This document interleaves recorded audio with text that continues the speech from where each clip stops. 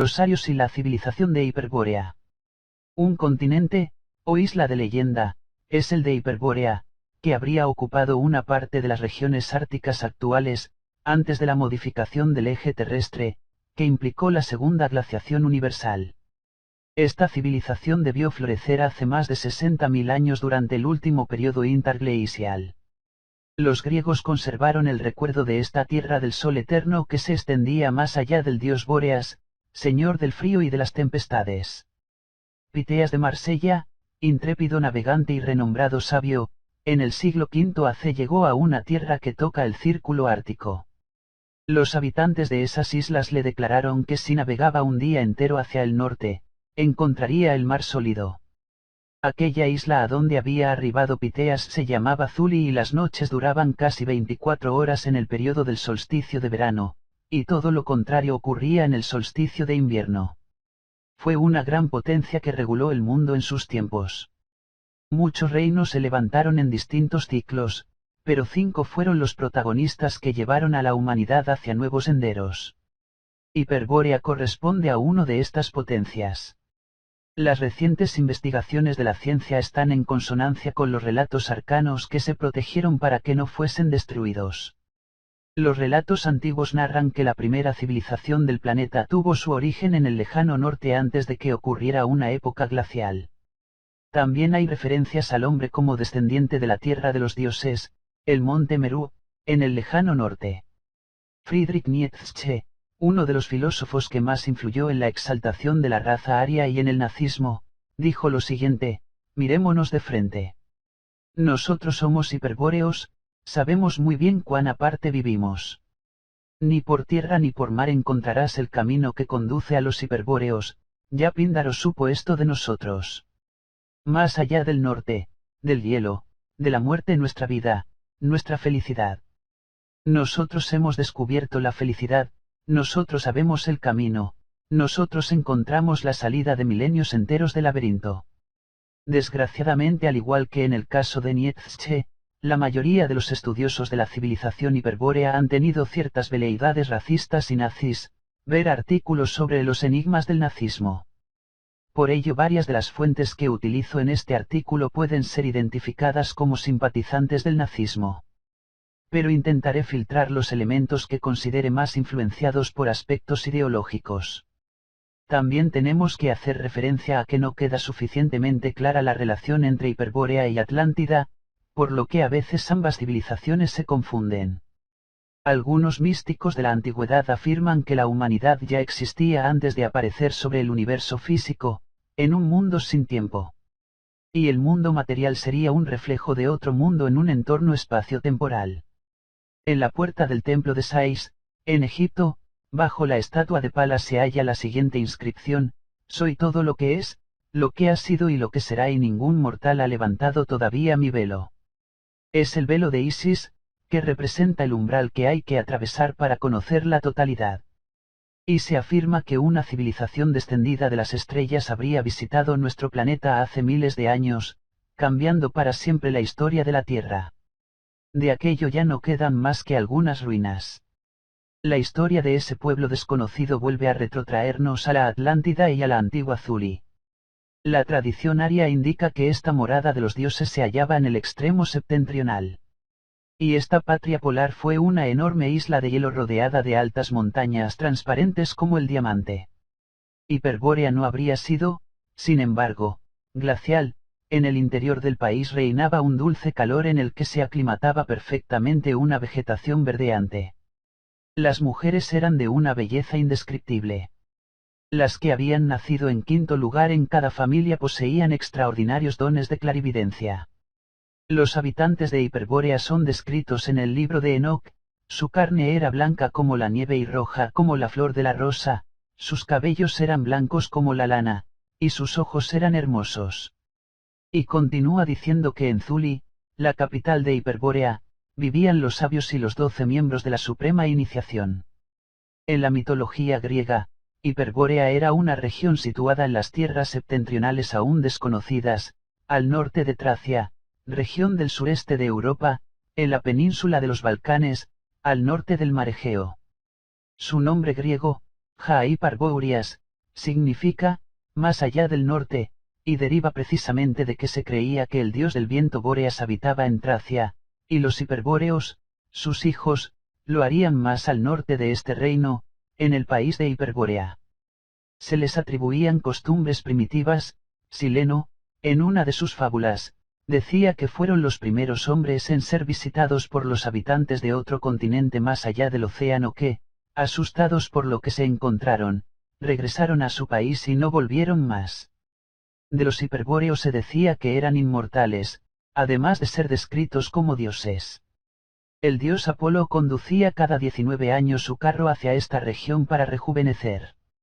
Autores adscritos al esoterismo nazi postularon una teoría en la que a Hiperbórea la consideraban el país origen de la raza aria. La sociedad nazi en Enerve se habría dedicado a estudiar este tema y otros relacionados como las ciudades subterráneas.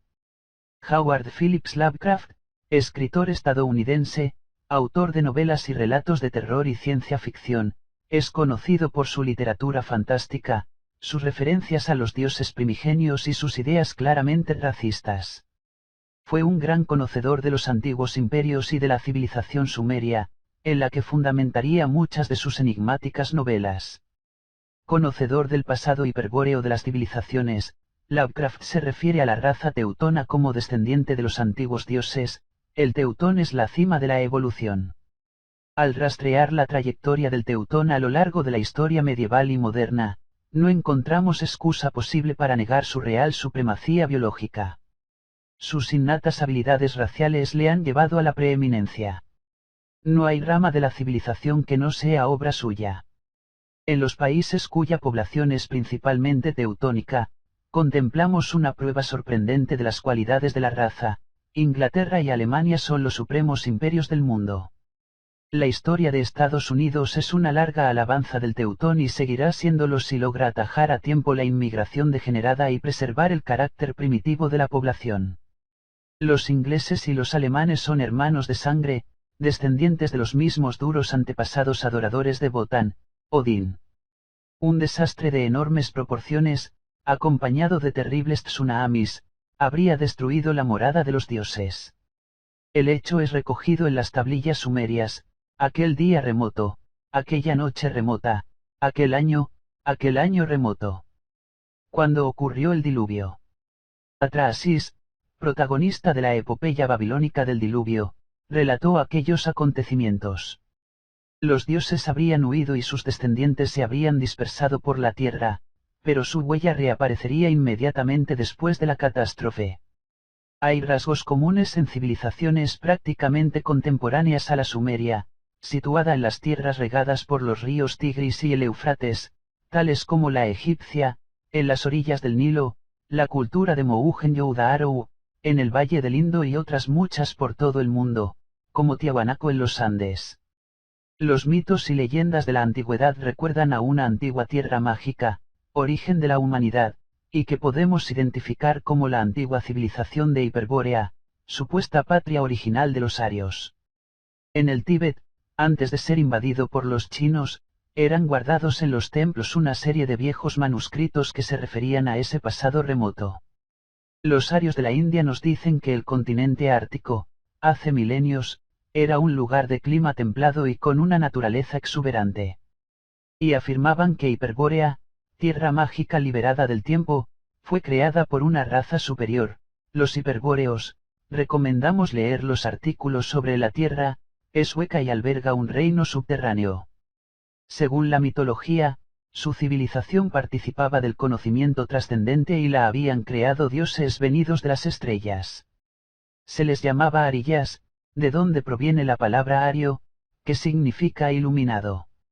El origen de Hiperbórea se genera en tiempos remotos, cuando se dice que en el cielo hubo una confrontación entre Jehová y las huestes de Lucifer. A consecuencia de esta confrontación el espíritu quedó encadenado a la materia, creándose un linaje de semidioses. Estos seres se hallarán desde entonces entre dos mundos y en medio de una terrible confrontación cósmica. Tratando de ayudar a sus hijos semidivinos, los dioses crean Hiperbórea, un territorio desde el que intentan liberarlos de las cadenas de la materia. Estos mismos mitos explican que Hiperbórea estaba situada más allá del océano boreal y aislada del resto del mundo por una muralla mágica de hielo. En otras versiones la muralla mágica era de piedra, similar a las construcciones ciclópeas del mundo antiguo. Gracias a esta separación, se decía que la pureza racial no estaba amenazada y podían vivir en perfecta armonía.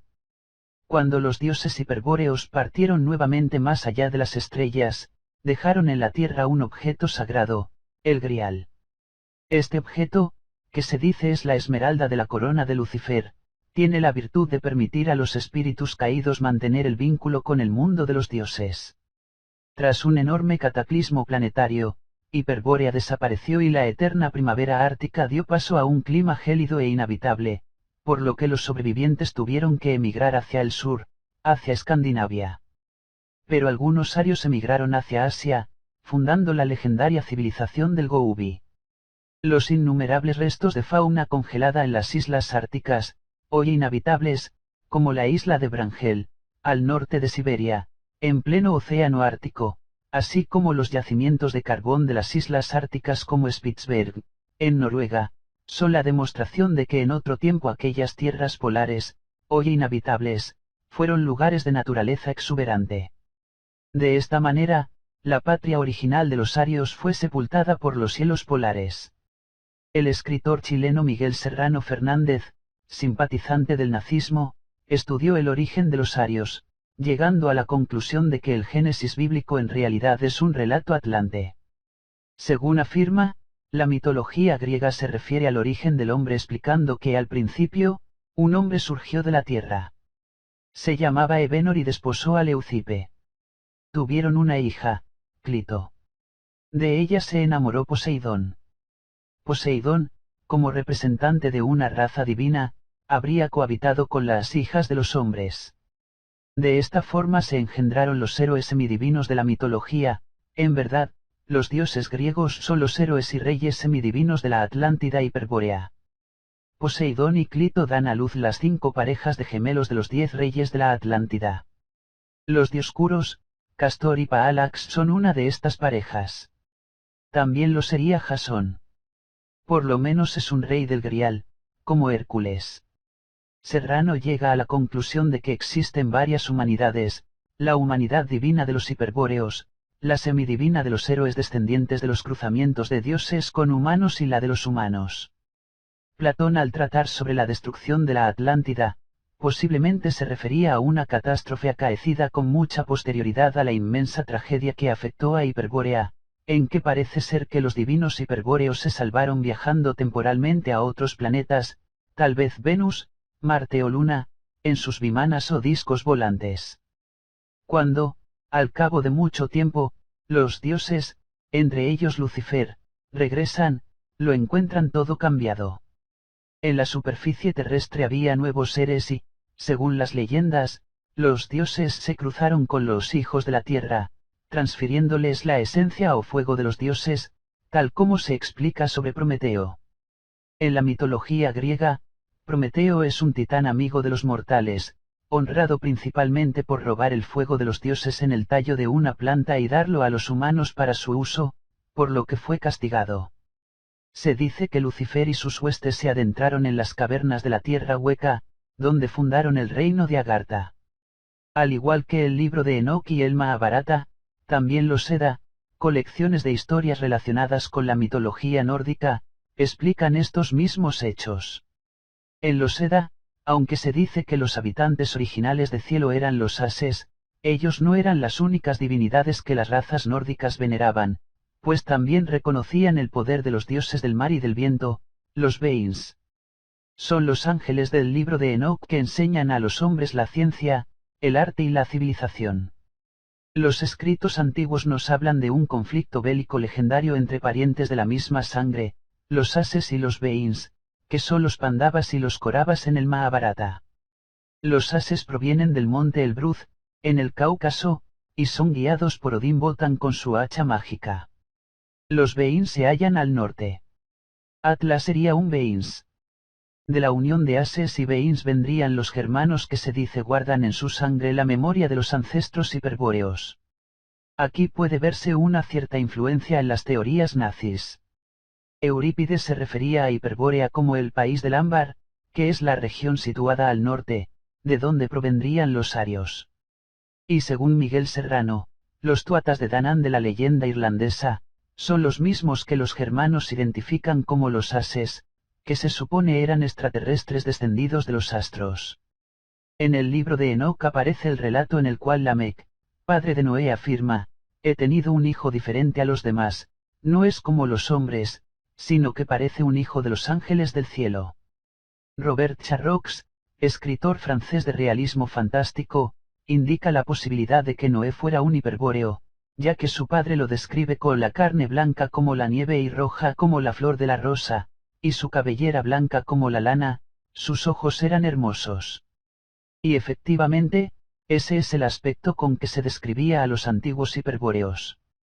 Según Charroux, hay que tener en cuenta que los nórdicos sitúan la patria de los hiperbóreos y su capital, Thule, en el extremo septentrional donde, se cree, debieron aterrizar los primeros seres llegados de las estrellas.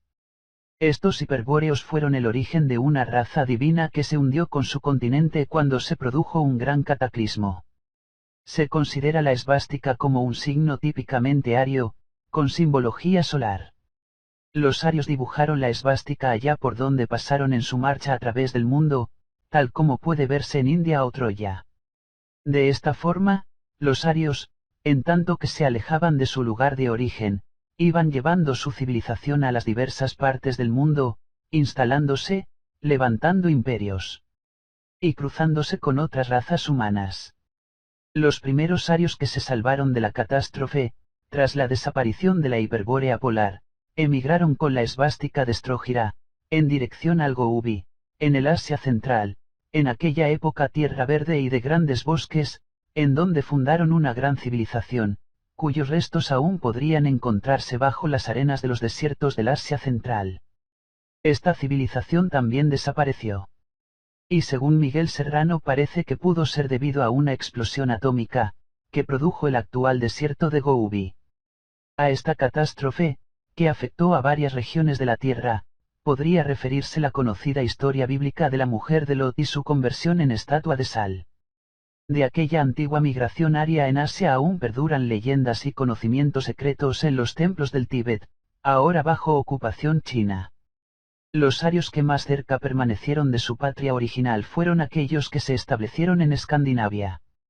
Esta patria nórdica posterior a la pérdida de Hiperbórea, Escandinavia, será el origen de las últimas migraciones de arios hacia regiones más meridionales de Europa y Próximo Oriente. Así, desde Escandinavia, migrarán los descendientes de los arios que crearían Troya y, posteriormente, el Imperio de Roma. Todo parece indicar que los fundadores de las civilizaciones del Asia eran gente de raza aria. Un ejemplo es Irán, Arián, que toma su nombre de sus antiguos conquistadores originales. Hasta 1979, Elsa era el señor de los arios. No es necesario aclarar el origen de la civilización de la India, la cual es fundada y civilizada por los arios provenientes del norte. También se sabe que hacia el siglo I d.C., el noroeste de China era habitado por gente de raza blanca o caucásica que hablaba un idioma llamado tochario. A principios del siglo XX, arqueólogos alemanes y franceses que excavaron en las provincias del noroeste chino descubrieron los grandes parecidos entre esta lengua supuestamente aislada y los idiomas germánicos y celtas. Recientes excavaciones en la provincia de Xinjiang han descubierto cuerpos momificados de gente que vivió allí hace más de 2400 años.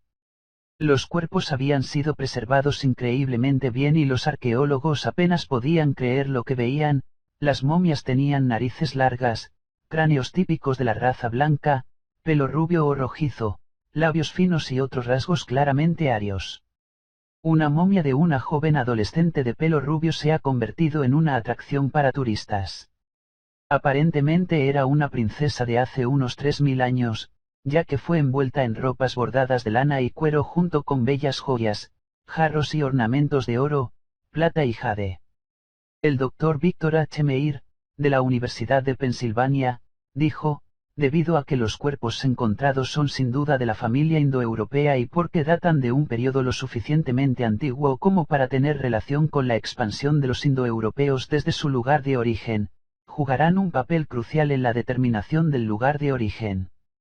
Hacia el año 1167 de nuestra era, nace de la tribu de los Quillad un niño que será llamado Temujin, el acero más fino, en el ámbito geográfico por donde discurre el río Onon, al nordeste de Ulan Baatar, actual capital de Mongolia, situada al norte de China. Su tribu provenía de una unión entre turcos e iranios y, en contra de lo que pueda parecer, no eran parientes de los chinos, sus ancestrales enemigos. Temujin tenía el pelo rojizo, tez blanca, de raza blanca y ojos verdes. En 1206, tras años de duras y sangrientas batallas fratricidas, Temujin y sus hombres salieron victoriosos. El siglo XIII había hecho acto de presencia y era el momento propicio para que todos asumieran los designios de un gran Khan.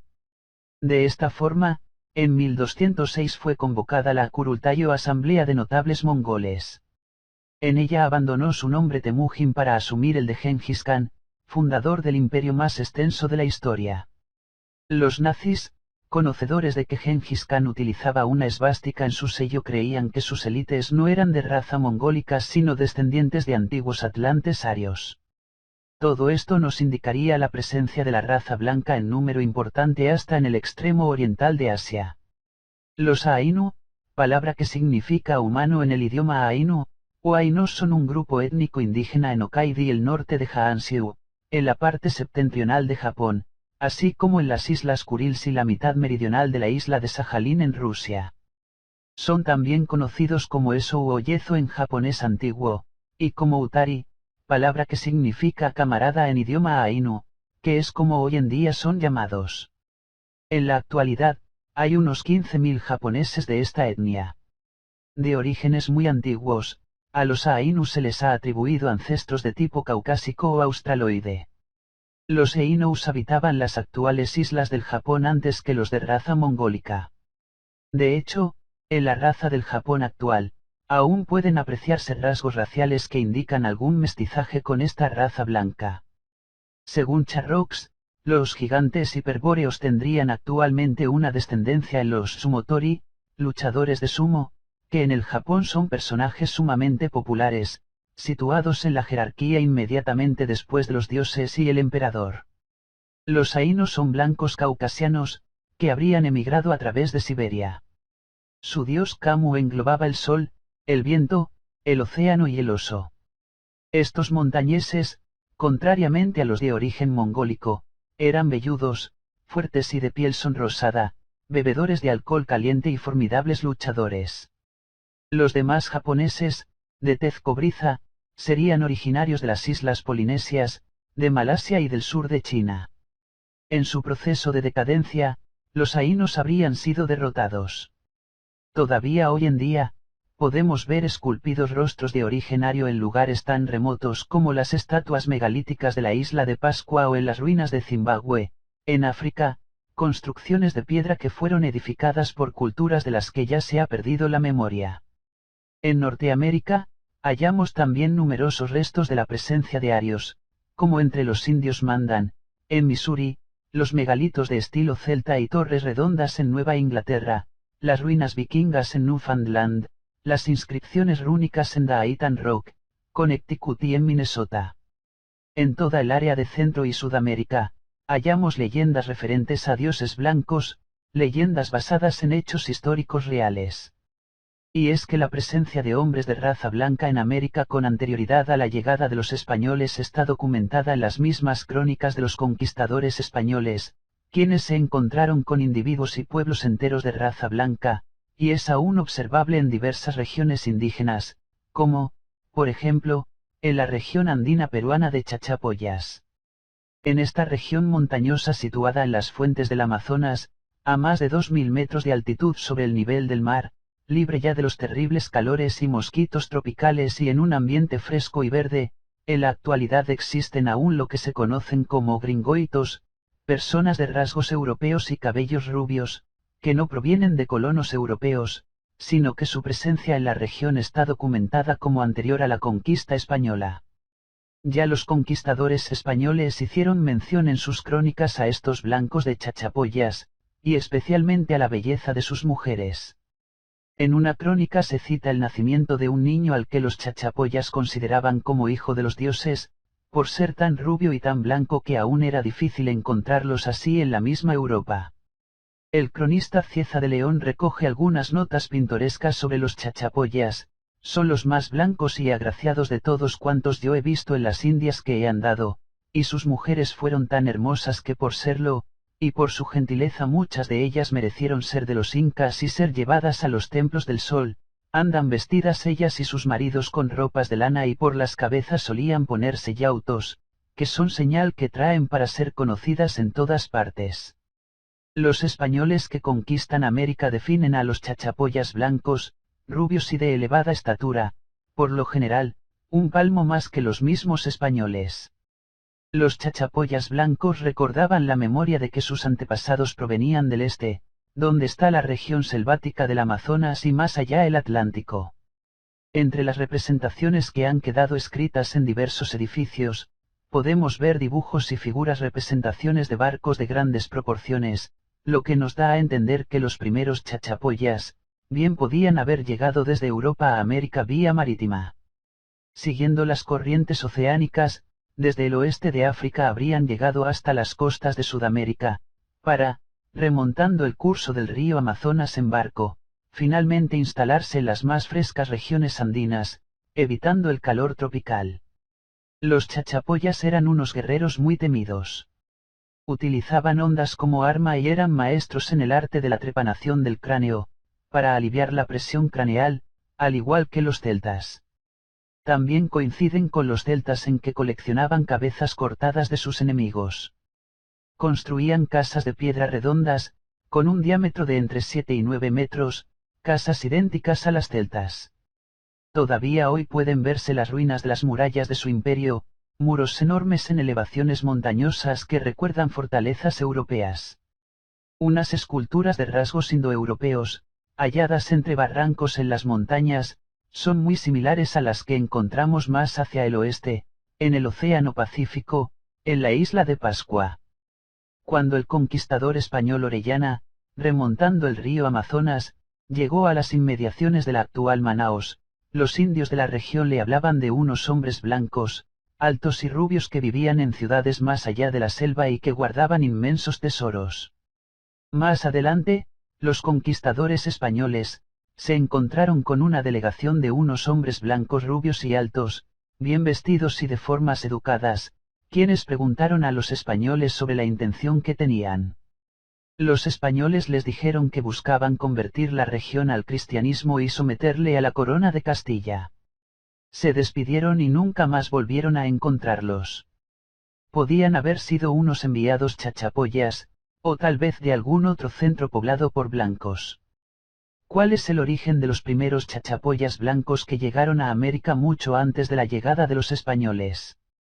¿Qué hacían en aquella región? Si nos centramos en los actuales descendientes de los Chachapoyas blancos, vemos cómo entre ellos predominan aún rasgos raciales nórdicos, cabellos rubios, ojos claros, piel blanca rosada o pecosa, pese a que el mestizaje amerindio se halle muy introducido. Si bien, ateniéndonos a la historia oficial, nos puede parecer un misterio, esto nos demuestra que América fue conocida y habitada de muy antiguo por pueblos arios, quienes, tal vez, fueron los descendientes de los dioses blancos creadores de los antiguos imperios. 6 siglos antes de Cristo, surge en el norte ario de la India el budismo. Según diversos estudiosos, Buda fue un iluminado, un Ariya que respondía al nombre de Siddhartha, un hombre de raza aria que se mantuvo fiel al código de honor y lealtad de los antiguos hiperbóreos que antaño habitaban Zuli, y que vino a denunciar la creciente degeneración del brahmanismo de su época.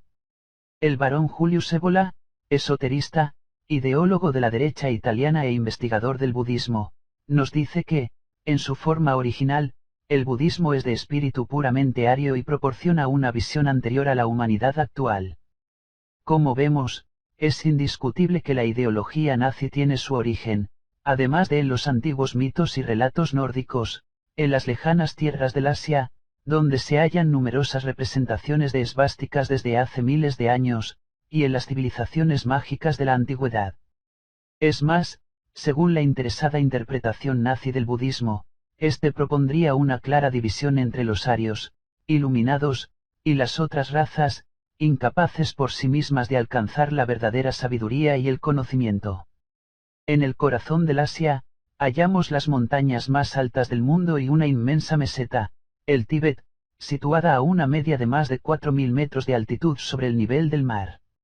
La guerra mágica que movió los hilos de la historia hizo que las relaciones entre la Alemania nazi y el Tíbet fueran más allá de la mera rutina diplomática.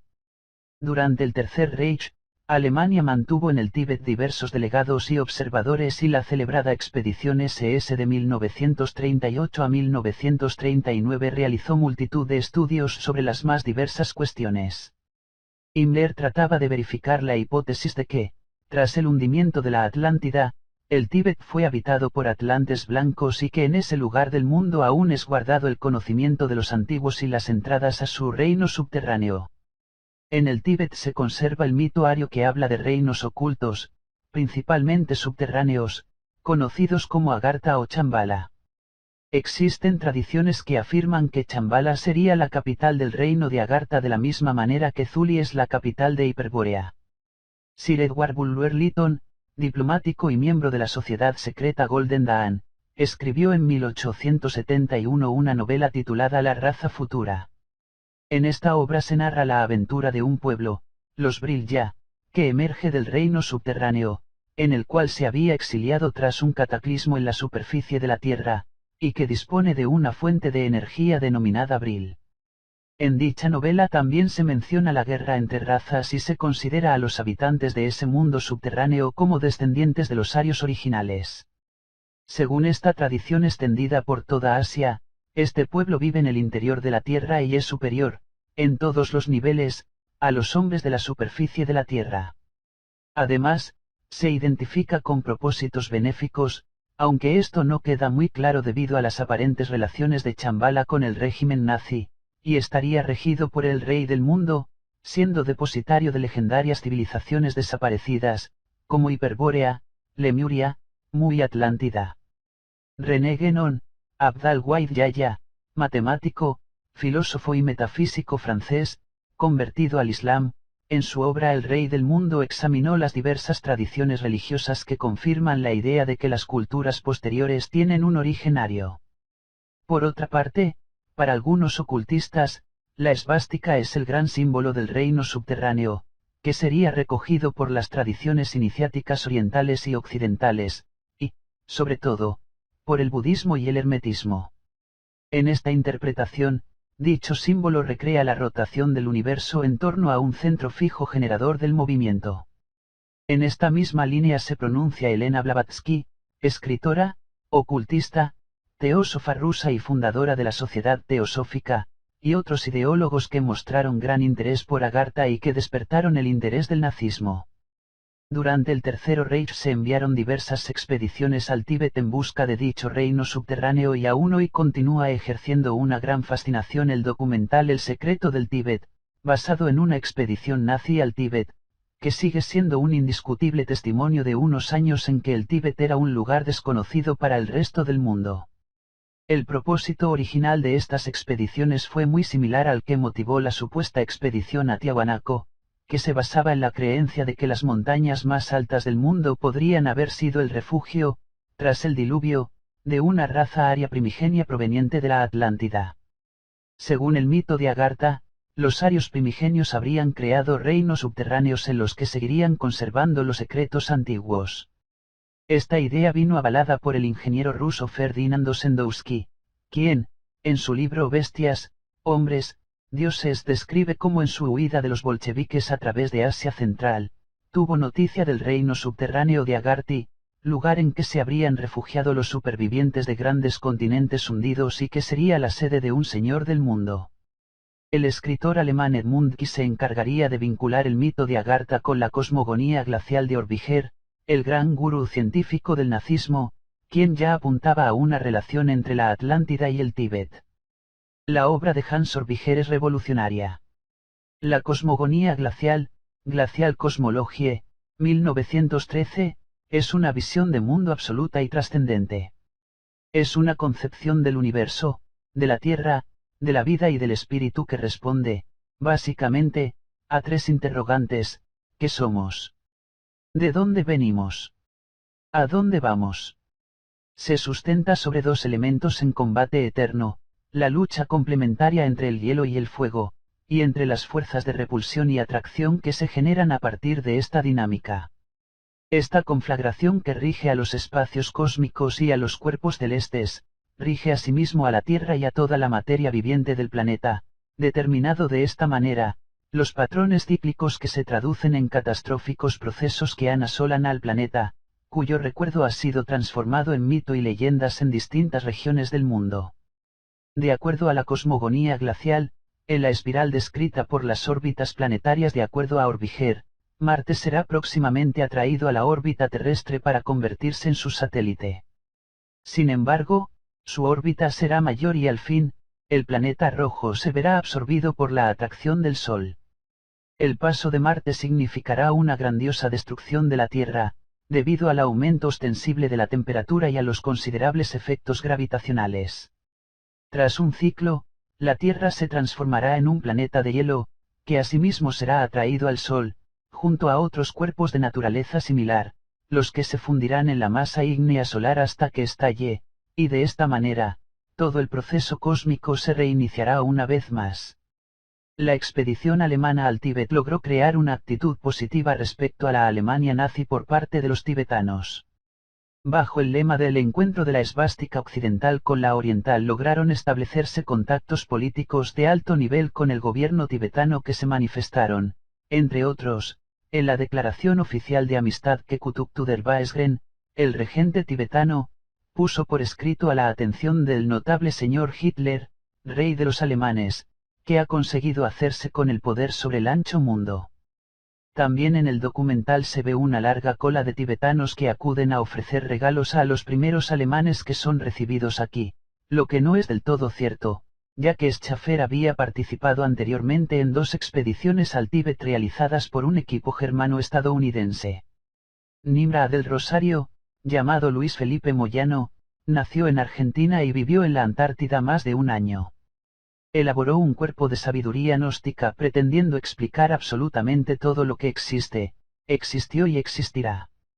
Practicó el tantrismo alquímico y utilizó terminología del psiquiatra suizo Jung, que se manifiesta con su frase, donde Jung concluyó: comencé yo. Relata la conspiración urdida por Schaffer en su expedición al Tíbet sirviendo a los intereses de Chambala. Su expedición al Tíbet regresó con el Kanschur, un conjunto de sagradas escrituras tibetanas de 108 volúmenes. Además sus jefes, recibieron el ritual del Tantra Kala Chakra. Dicho ritual es la iniciación suprema del budismo tibetano. Esta iniciación vincula a Chambala en el momento de la lucha final entre las fuerzas del bien y del mal. Entre los nazis que se aventuraron por las altas regiones del Himalaya y el Tíbet, encontramos el lugar preferente a Heinrich Haare, montañista, deportista, geógrafo y escritor austríaco, quien narra sus aventuras en su libro 7 años en Tíbet, en que se basa la película del mismo nombre. Haare fue detenido el año 1939 en la India, justo al empezar la guerra y finalmente, tras varios intentos, consigue fugarse del campo de concentración donde estaba detenido por los ingleses alcanzando el Tíbet en mayo de 1944. Gracias a los delegados alemanes que permanecían en Asia, Haare pudo establecer contacto con las autoridades tibetanas, llegando a convertirse finalmente en instructor y hombre de confianza del Dalai Lama. Haare pertenecía a la Orden Negra de las SS desde 1938 y era miembro de los Wandervogel o pájaros errantes. Este era un movimiento juvenil que predicaba el retorno a la naturaleza y un estilo de vida alejado del entorno urbano, por lo que muchos de sus miembros eran montañeros y escaladores. Cuando los ingleses le detienen en la India, Haare estaba junto a otros camaradas en una expedición para alcanzar la cumbre del Nanga Parbat, una montaña del Himalaya, de 8.126 metros de altitud, situada en el actual Pakistán. Un año antes, en 1938, cuando ya era un miembro SS, Jaare y otros 3 escaladores del mismo cuerpo, ascendieron por primera vez la cumbre de la Eigar, Suiza, por la cara norte. La aventura se considera aún hoy en día una hazaña del alpinismo.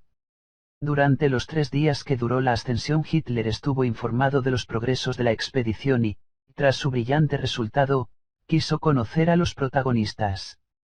Aunque nunca se haya declarado oficialmente, se ha citado documentos desclasificados tras la guerra según los cuales en el búnker de Berlín se hallaron varios cuerpos con rasgos tibetanos, lo que vendría a demostrar que la relación con el Tíbet tuvo gran importancia para el Tercer Reich.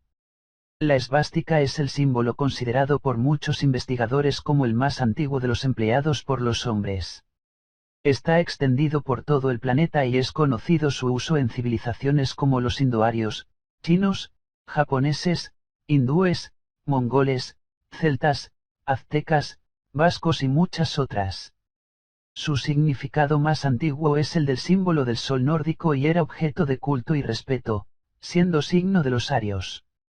Está vinculado al mundo mágico, espiritual y a los dioses cósmicos como Shiva, dios indoario que tenía en sus representaciones inscrita la esvástica y que es portador de la misma energía universal que porta Odín o Wotan, llamado Odín en Escandinavia y Wotan en Germania. La cruz gamada significa la gran rueda del llegar a ser, rueda que gira irresistiblemente sobre su propio centro inmutable marcando su destino, su manifestación espacio-temporal. La esvástica sinistrógira, orientada hacia la izquierda, que es la que adoptaron los nazis, se dice que simboliza el camino de retorno hacia el origen, hacia Hiperbórea. Según Miguel Serrano, la esvástica es un signo del sol nórdico de origen ario, post-hiperbórico. Tras la desaparición de Hiperbórea y la desviación del eje terrestre, comenzaron las estaciones. Y los arios hiperbóreos aportan este signo de origen rúnico de la runa Hibur, representando el sol promotor del año terrestre y del movimiento de las 4 estaciones. Así, los 4 brazos de la esvástica representarían la primavera, el verano, el otoño, el invierno y su movimiento, desde el centro fijo e inmutable dentro del círculo del año. Según sea el lado a que se dirijan las prolongaciones de la cruz, así será el movimiento de la esvástica.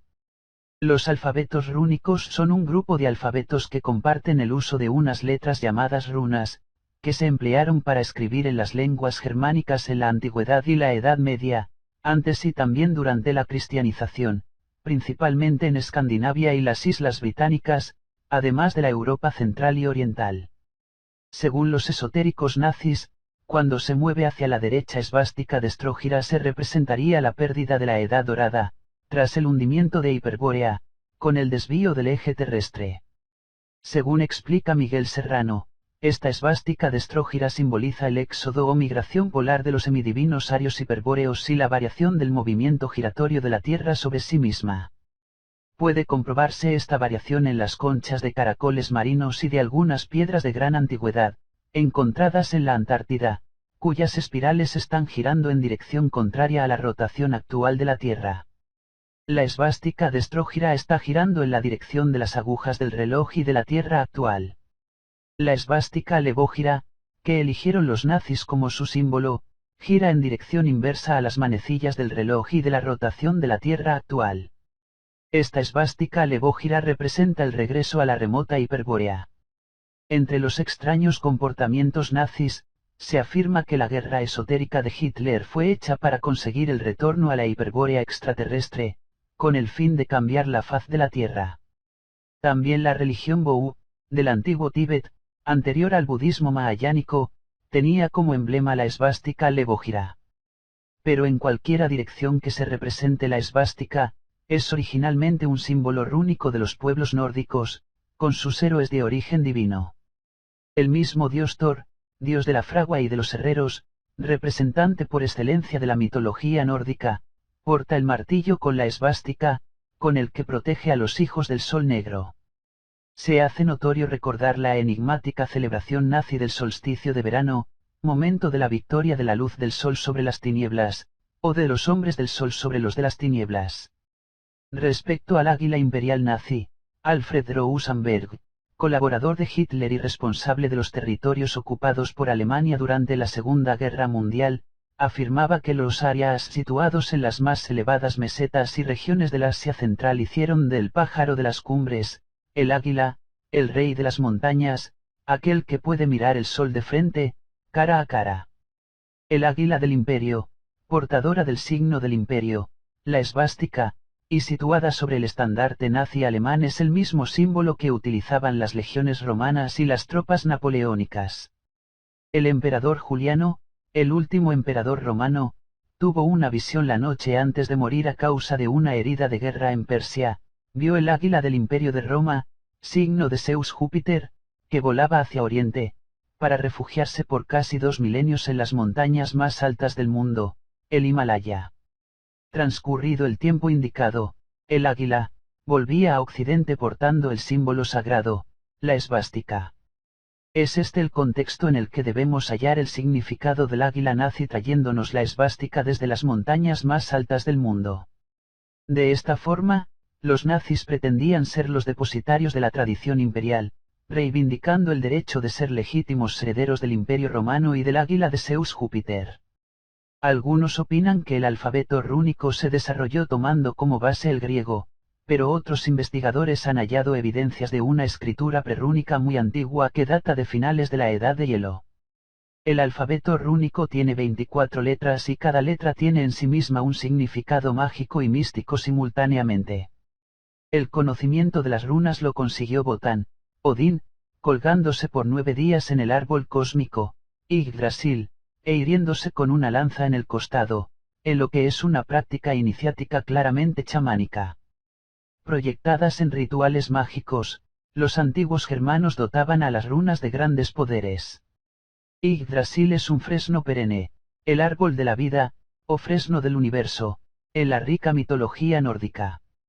Sus raíces y ramas mantienen unidos los diferentes mundos, Asgard, Midgard, Helheim, Niflheim, Muspelheim, Svartalfheim, Alfheim, Vanaheim y Jotunheim.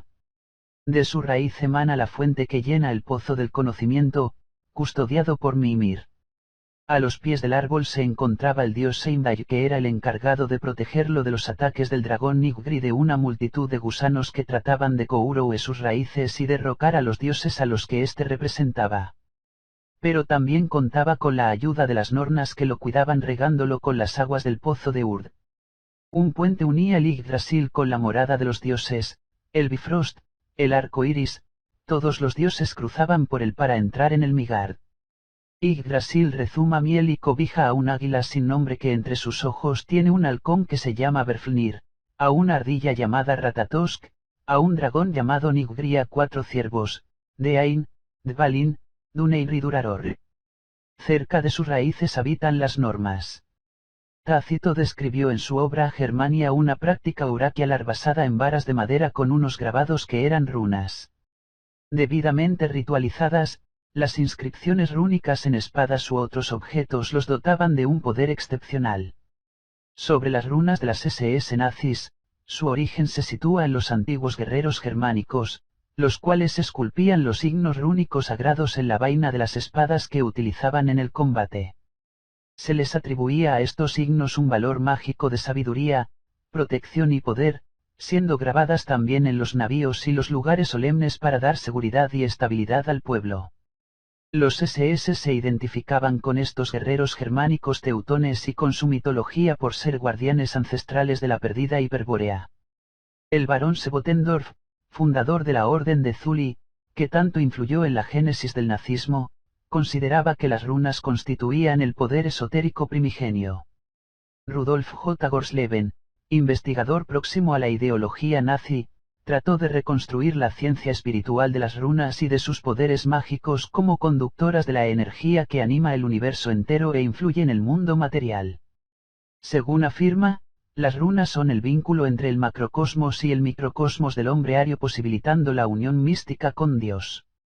Asimismo, considera que la más sagrada de todas las runas sería Agal, que se hallaría presente en el hexágono, la flor de lis de la heráldica e incluso en la pirámide de Keops, ya que la civilización aria primigenia había sobrevivido bajo diversas formas culturales. Gorsleben también afirmaba que las distintas formas de cristalización mineral serían proyecciones sólidas y geométricas de las runas, su materialización cósmica. Guido von List, que se dedicó al estudio del significado de sabiduría oculta relativa a los arios, sufrió 11 meses de ceguera transitoria y afirmaba que durante esta época su ojo interior le hizo vislumbrar lo que él llamaba religión germánica y el origen de las ruinas, revelaciones a partir de las cuales trató de reconstruir la lengua aria primigenia que, según afirmaba, dio lugar a todas las demás. Afirmaba que este lenguaje es un lenguaje mágico en el cual cada palabra tiene un poder vinculado a un principio absoluto. List interpretó, por una parte las letras y sonidos de las runas y, por otra, las inscripciones y emblemas antiguos y expuso sus resultados en El secreto de las runas, 1907. El ocultismo rúnico surgido de este trabajo constituyó la principal clave del esoterismo de List. Karl Marx Willigut, conocido en algunos entornos nazis como el Rasputín de Himmler, aseguraba haber recibido sus conocimientos ocultistas de su abuelo. Para Willigut las runas contienen en su código cifrado la historia entera de la creación del hombre, originada en tiempos inmemoriales en los territorios del Polo Norte, que constituirían la antigua Hiperbórea. Allí había residido una raza etérea y luminosa de profundísima sabiduría que, sin embargo, se habría ido degenerando con el tiempo. En la actualidad solo los iniciados tienen acceso al misterioso lenguaje de las runas, accesible a través de claves secretas que obtuvo notable popularidad a comienzos del siglo XX, especialmente durante la Primera Guerra Mundial.